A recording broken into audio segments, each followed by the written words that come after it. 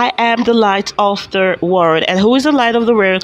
Jesus is the light of the world. So when we look at the earth orbit, the sun, and we see more than science, okay? And we see a picture of God's spiritual order. So the earth is stable and it is consistent, it is perfectly aligned. So this teaches us how our lives should revolve around God. All right. So I wanted to understand that the earth receives light, warmth, and life because it stays in a position around the sun.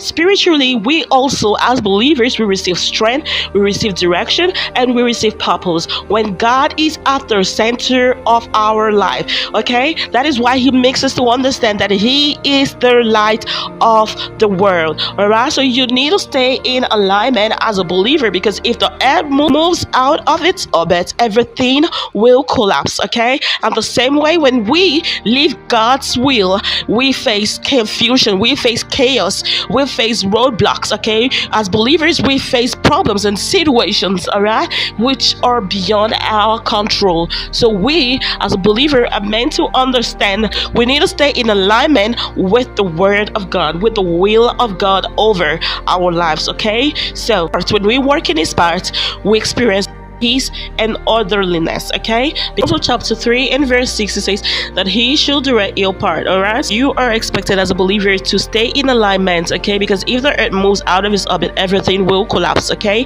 and the same way that if we leave God's will, confusion will enter. Okay, chaos will come in, we'll begin to face roadblocks. So as a believer, we're meant to stay in alignment, okay, with the will and the word of God over our lives. So but when we walk in His part, we will experience peace and order. Okay, so the earth's orbit creates seasons, and every believer will go through seasons of planting. Every believer will go through the season of waiting. Okay, every believer will go through the season of pruning and also the season of harvest. All right, so each season has a purpose. God uses all of them to grow you as a believer. And in the book of Ecclesiastes chapter 3 and verse 1, it says, to everything there is a season. Okay, and God's faithfulness is unchanging.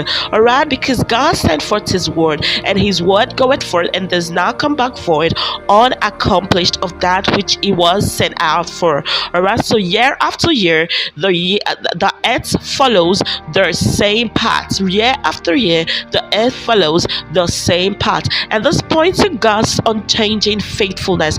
Just as the earth returns to its place every year, God always keeps His promise. Okay, God will always